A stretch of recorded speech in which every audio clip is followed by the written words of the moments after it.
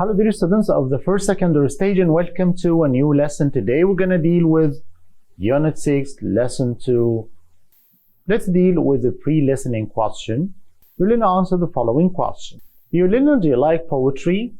What type of poems do you like? Yes, I love it. I think it is my passion. طبعا it's my passion معناها إنها حبي ولعي الشديد. And my favorite type is romantic. Now dear students, we're gonna shift to the listening part. دلوقتي زي ما احنا متعودين بنسمع listening وطبعا بعد ما بنسمع نحاول نركز طبعا كويس جدا واحنا بنسمع. بعد ما بنسمع بنجاوب على مجموعة الأسئلة اللي هنعرضها لكم. بعد كده we're gonna show the listening text. Let's start. Teacher, this week we're studying the Scottish writer Robert Louis Stevenson, in particular his poetry, not his novels. Have any one of you heard about him or read any of his works? Nisma, didn't he write Treasure Island? I tried reading it last year, but it was a bit boring, so I decided to watch the film instead. Teacher, did you like it? Nisma, yes, it was really good. I love adventure films, and I enjoy reading adventure stories too. I just found Treasure Island a bit difficult. Teacher, well, it was written a long time ago. He was born in 1850 and Treasure Island was published in 1881. And Wafa, have you read any of his books? Wafa, I don't think so. I prefer reading romantic stories and poems. Teacher, well, Stevenson wrote poems too. In fact, he wrote all kinds of things. He began writing stories when he was a child and unwell. Unfortunately, Stevenson was often very ill and he finished writing Treasure Island while he was ill in bed. He continued to write more books, including a collection of poems called A Child's Garden of Verses, and he also traveled a lot to get away from the cold Scotch weather. Nisma, where did he go? Teacher, as a young man, he went to Europe, France, and Switzerland mainly. In fact, his first book was about his travels in France.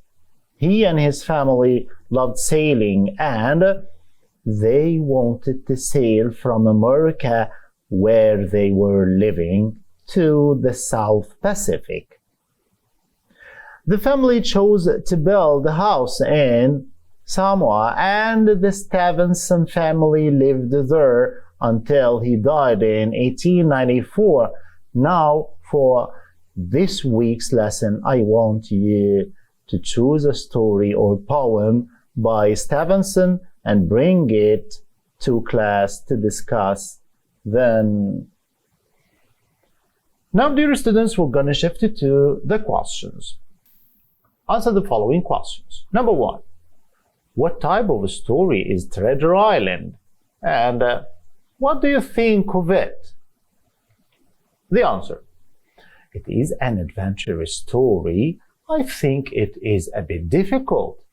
طبعا you can express your opinion بأي صورة من الصور. ممكن تقول I like it. I think it is a bit difficult. I think it is easy. أي شكل أنت ممكن تعبر بيه عن رأيك كل ده مقبول. Why did Stevenson travel a lot? The answer. To get away from the cold Scotch weather. What was his first book about? كان عن إيه أول كتاب ليه؟ It was about his travels in France. Now, dear students, let's show the text. Teacher, this week we're studying the Scottish writer Robert Louis Stevenson, in particular his poetry, not his novels. Have any one of you heard about him or read any of his works? Nisma, didn't he write Treasure Island? I tried reading it last year, but it was a bit boring, so I decided to watch the film instead. Teacher, did you like it? Nisma, yes, it was really good. I love adventure films, and I enjoy reading adventure stories too. I just found Treasure Island a bit difficult. Teacher, well, it was written a long time ago. He was born in 1850 and Treasure Island was published in 1881. And Wafa, have you read any of his books? Wafa, I don't think so. I prefer reading romantic stories and poems. Teacher, well, Stevenson wrote poems too. In fact, he wrote all kinds of things. He began writing stories when he was a child and unwell. Unfortunately, Stevenson was often very ill, and he finished writing Treasure Island while he was ill in bed. He continued to write more books, including a collection of poems called A Child's Garden of Verses, and he also traveled a lot to get away from the cold Scotch weather. Nisma, where did he go? Teacher, as a young man, he went to Europe, France, and Switzerland mainly. In fact, his first book was about his travels in France. He and his family loved sailing, and they wanted to sail from America, where they were living, to the South Pacific. The family chose to build a house in Samoa, and the Stevenson family lived there until he died in 1894. Now, for this week's lesson, I want you to choose a story or poem by Stevenson and bring it to class to discuss. Then, gerund forms. طبعا, what is a gerund? A gerund is a verb plus ing. طبعا احنا عارفين ان في عندنا مجموعة من الverbs that can be followed by an ing form. هنشوف كده. بيقول لنا من ضمن الأفعال دي suggest. Suggest معنى يقترح. It can be followed by a gerund. يعني ممكن أقول لكم I can suggest going to a wonderful place. Okay. Risk بمعنى يخاطر. Resent بمعنى يستاء. Recall بمعنى يستدعي. Miss يفتقد. Imagine يتخيل. Finish ينهي أو ينتهي. Feel like يشعر بالرغبة فيه. Envisage بمعنى يتصور أو يتخيل. Dread يخشى. Detest يمقت أو يبغض. Avoid يتجنب. Delay يؤجل يؤخر يتوانى. Consider يراعي أو يعتبر. Deny ينكر. Admit يعترف. معنا كمان enjoy يستمتع به. Practice يمارس أو يتمرن. Mind يمانع. Involve يورط يستلزم يتضمن ينطوي. Resist يقاوم. Postpone معناها يؤجل. Go يذهب للقيام به. طبعا عارفين كلنا انه ممكن اقول go to a specific place. Go to the cinema مثلا. Go to school. لكن go لو جه بعدها verb بيكون الverb ده in the ing form. Go fishing, go cycling, go diving, and so on. Recommend يوصي. Fancy يولع به. يتوهم يتخيل. Prevent يمنع. Escape يهرب. forgive يسامح. like يحب. love يحب بشدة أو يعشق. hate يكره. dislike يكره.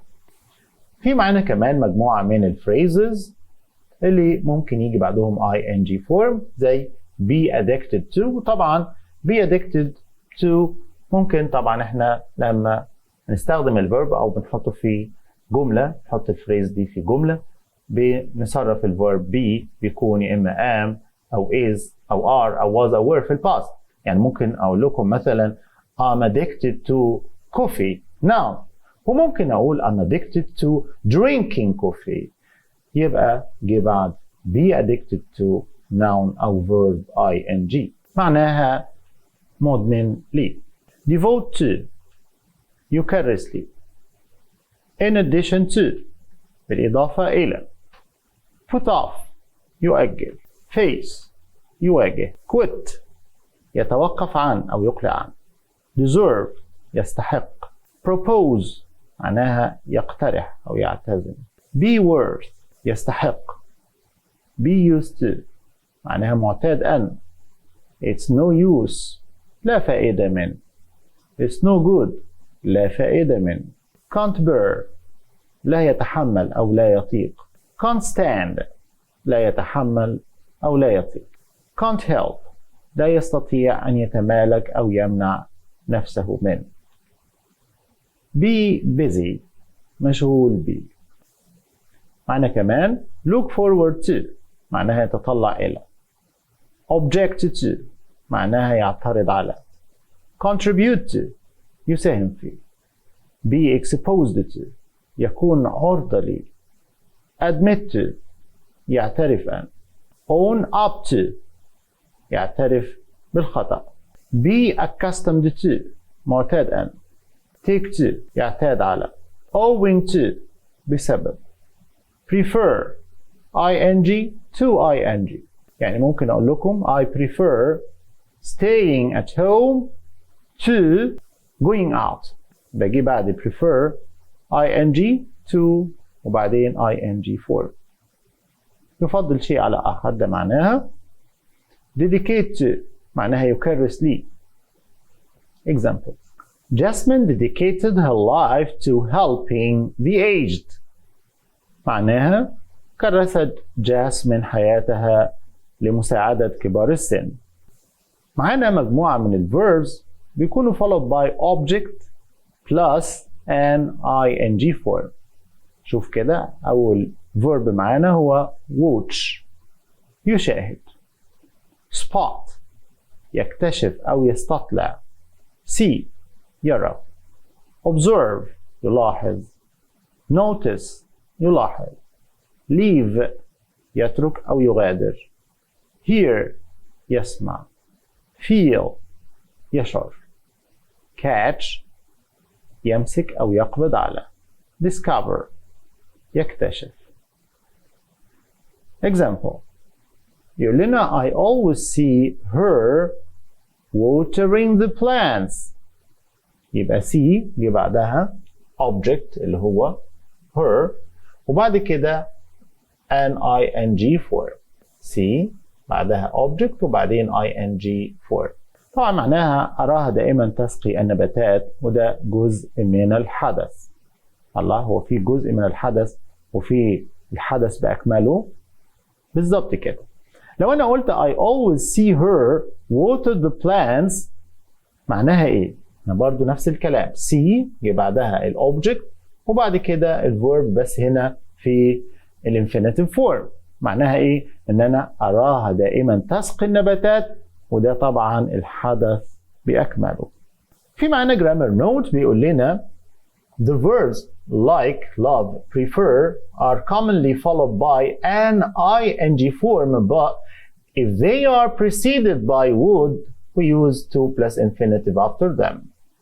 يعني لو like و love و prefer جملة لوحدهم نحط بعدهم ing form، لكن لو جه معاهم would نحط بعدهم to infinitive. تعالوا نشوف الاكزامبل ده. بيقول لنا I like eating chicken.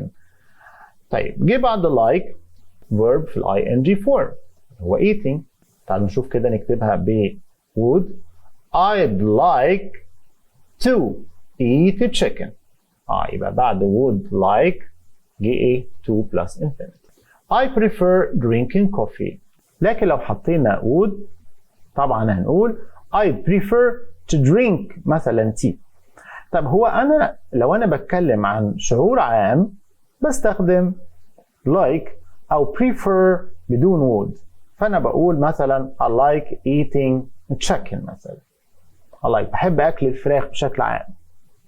I prefer drinking coffee. بفضل شرب القهوة بشكل عام. لكن لو أنا بتكلم عن يعني my feeling at a specific situation في موقف معين ساعتها هستخدم would like أو would love أو would prefer بعدهم to plus infinitive. يعني أنا suppose إن أنا دخلت مثلا كافيه أو restaurant مثلا فهقول I'd like to eat chicken مثلا. I'd like to eat a chicken. هقول I'd prefer to drink tea. I'd prefer. طيب ده شعوري في اللحظة دي إن أنا حابب إن أنا أشرب قهوة أو أشرب شاي أو I'd like مثلا to eat a chicken. لكن if I want to talk about my general feeling شعوري بشكل عام أنا في الطبيعي بحب الإيه؟ بحب مثلا القهوة فبقول I like drinking coffee. لكن دلوقتي أنا حابب إن أنا أشرب مثلا شاي فهقول I'd prefer أو I'd like to drink tea. Now dear students we're gonna shift it to the exercise. بيقول لنا choose a correct answer from A, B, C or D. Number 1 بيقول لنا في number 1 I noticed the parrot to fly ولا flew ولا flying ولا is flying.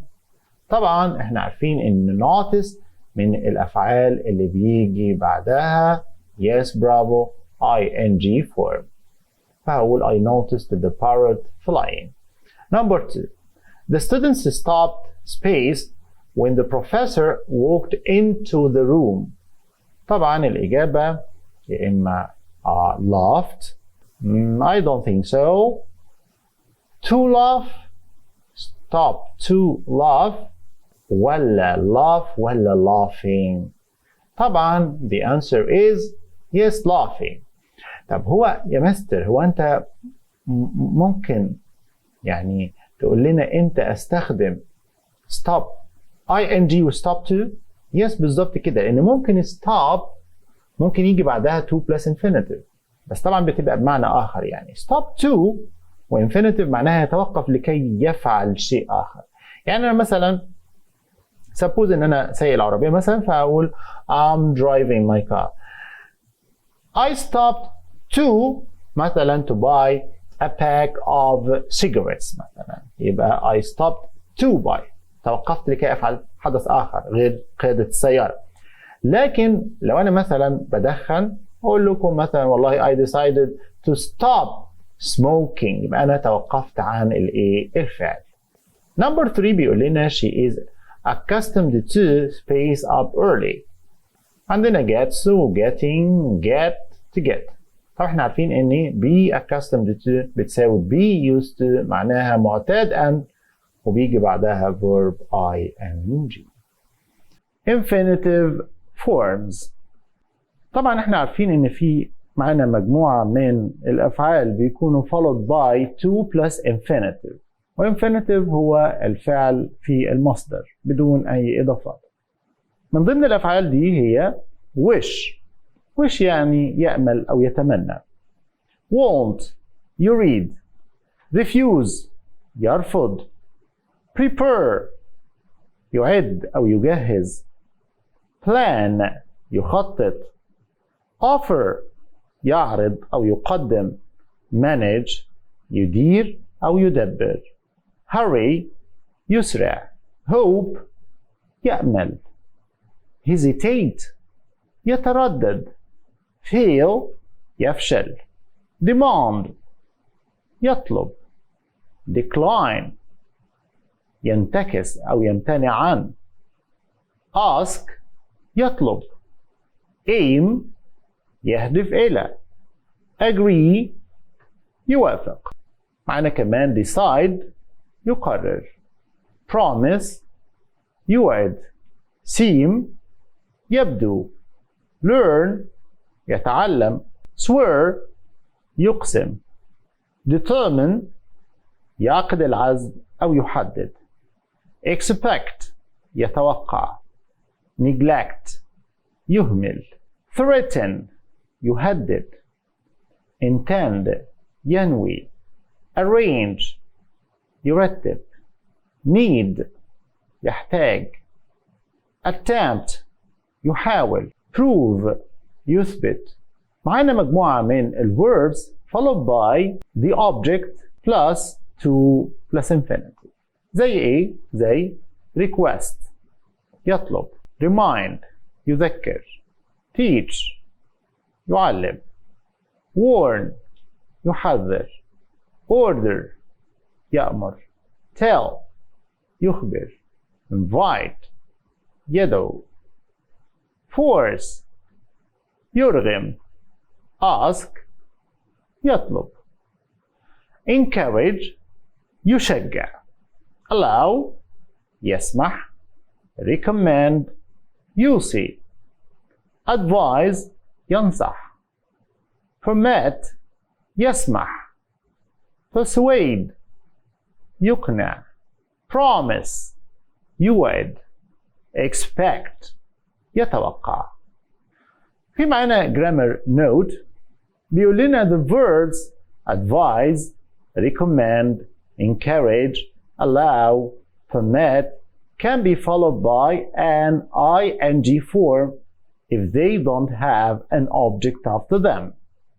يبقى الأفعال دي ممكن يجي بعدها ing form لو مفيش ايه؟ لو مفيش object بعدهم. طب تعالوا نشوف كده. بيقول لنا في الإكزامبل the employer doesn't allow me to smoke in the company. يبقى doesn't allow أو allow جه بعدها object فبعد كده حطينا to plus infinitive. لكن لو قلت the employer doesn't allow مفيش بعدها object جه بعدها verb على طول فيكون الverb ده في ing form doesn't allow smoking. تمام. كمان recommend ممكن أقول he recommended me to visit the museum. يبقى جه بعد recommend object فحطينا to plus infinitive. لكن في حالة إن مفيش بعدها object وجه بعدها verb مباشرة هيكون الverb ده في ing form. فهقول he recommended visiting the new museum. يقول لنا the verbs اللي هي begin, start, continue, and cease can be followed by either a to plus infinitive or an ing form with little difference in meaning. يعني ممكن يجي بعدهم to وinfinitive أو ing form بفارق بسيط في المعنى. Example: Even though it was raining, he continued to play أو continued playing. في معنى كمان نوت أخرى بيقول لنا other verbs can be followed by either a to infinitive or an ing form, but there can be a difference in meaning. These include الأفعال دي بتتضمن remember, forget, regret, stop, and try. يبقى في مجموعة من الأفعال ممكن يجي بعدهم to plus infinitive or an ing form, but there can be a difference in meaning. في اختلاف في المعنى. تعالوا نشوف كده. بيقول لنا to mean that remembering comes before the action described. لو انت عايز او انت بتقصد ان التذكر جه قبل الاكشن الموصوف فساعتها ممكن نقول remember to take your umbrella when you go out. يبقى هنا ايه؟ التذكر جه قبل الاكشن. تتذكر ان تفعل الحدث. يبقى remember to plus infinitive معناها يتذكر ان يفعل الحدث لسه ما عملش. remember to take your umbrella. طيب to mean the action comes before remembering action اللي هو فعل نفسه يعني جه قبل التذكر. يعني انت بتتذكر الحدث اللي هو قد تم فممكن تقول I always remember going to the cinema with Sally when she fainted. أنا دايما بتذكر الذهاب إلى السينما مع سالي لما أغمى عليها. طبعا هنا التذكر كان فين؟ التذكر جه بعد أن تم حدوث الفعل. طيب ده بالنسبة ل remember. في معانا طبعا نفس النوت بس هنتكلم عن forget. بيقول لنا to mean that forgetting comes before the action described. لو انت تقصد ان النسيان جه قبل الاكشن او قبل الفعل فساعتها هنقول don't forget to take your umbrella when you go out. ما تنساش ان تاخذ الشمسيه بتاعتك. يبقى هنا الاكشن لسه ما حصلش. يبقى forget to معناها ينسى ان يفعل الحدث. اوكي؟ الحدث ده ايه؟ لسه ما حصلش. طيب to mean that the action comes before forgetting. لو انت عايز تقصد ان الاكشن جه قبل النسيان ازاي؟ طب نشوف الاكزامبل كده.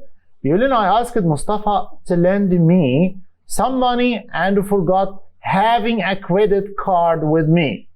معناها ايه الكلام ده؟ معناها انا طلبت من مصطفى to lend me انه يسلفني some money، تمام؟ and forgot having a credit card. وناسي ان معايا credit card. يبقى في حدث حصل ان انت جبت الكريدت كارد معاك. بعد كده جه بعد منه النسيان. يبقى ساعتها تستخدم forget ing. يعني الفرق ما بين forget to plus infinitive و forget ing ان forget to plus infinitive ينسى ان يفعل الحدث، يعني لسه ما عملوش. لكن forget ing معناها ينسى أنه قد فعل الحدث، يعني هو بالفعل عمل الحدث ولكن نسي أنه هو قد فعل. ده الفرق ما بين الاثنين. Now we're gonna shift to a different verb. regret. regret بيجي بعدها to plus infinitive و ing for. بيقول لنا to say that we are about to do something we are not happy about. ده امتى اعمل كده؟ قال لنا لو جه بعدها بعد regret to plus infinitive. I regret to inform you that your application has been rejected. يعني هنا أنا أأسف أن أخبرك أن. يبقى regret to plus infinitive يأسف أن يخبره أن. طيب لكن to say we have already done something that we are not happy about. ده معناه ان انا نادم على شيء. فمثلا في الاكزامبل اللي قدامنا ده بيقول لنا I always regret the time I wasted. انا دايما بندم على الوقت اللي انا ضيعته. الفيرب اللي بعد كده في نفس النوت هو stop. بيقول لنا to say why we stop doing something. عشان اقول ليه انا توقفت عن عمل شيء بقول I stopped to make مثلا a cup of coffee. توقفت لكي أصنع كوب من القهوة. يعني أنا كنت بعمل action وتوقفت عشان أعمل another action. يبقى I stopped to make a cup of coffee مثلا. كنت بعمل حاجة ووقفت عشان أعمل cup of coffee. لكن لو قلت to say what it is that we stop doing ده معناه ان انا بتوقف عن فعل شيء. فمثلا بقول the doctor advised him to stop drinking too much coffee. الدكتور نصحه ان هو يتوقف عن شرب كثير من القهوة. يبقى هنا stop ing معناها توقف عن هذا الفعل. لكن stop to plus infinitive معناها يتوقف لكي يفعل هذا الاكشن. في معانا في نفس النوت في معانا الفيرب try بيقول لنا to say that we attempt to do something معناه ان انا بحاول ان انا بعمل شيء يبقى try to. I tried to get the table through the door but it was too big. حاولت ان انا ادخل الترابيزة من الباب ولكن الترابيزة كانت too big كبيرة جدا. يبقى try to معناها يحاول أن. try to يحاول أن. لكن to say we test something to see if it improves a situation. يعني لما اجي مثلا اعبر بتراي ان انا عايز اقول ان انا بجرب، يبقى ساعتها هستخدم ايه؟ yes try ing. يعني ممكن اقول I tried taking some aspirin but the pain didn't go away. يعني انا جربت ان انا اخد اسبرين ولكن الالم ما راحش. Now dear students, we're going to shift to the exercise وبيقول لنا choose a correct answer from A, B, C or D. Number 1, the teacher encouraged me space abroad. يا ترى studies studying ولا to study ولا study؟ طبعا احنا عارفين ان encourage لما يجي بعدها object، ايوه بالظبط كده هنحط ايه؟ yes to plus infinitive، يبقى اقول the teacher encouraged me to study abroad. طيب number 2, she threatened هددت space their behavior to the principal المسؤول. to report ولا to report؟ طبعا threaten to، يبقى هنقول to report. Number 3, the police warned everyone to space inside during the curfew. طبعا curfew اللي هو الحظر. عندنا stay و to stay، staying و to stay. طبعا احنا عارفين ان warn someone بالظبط كده to stay inside during the curfew.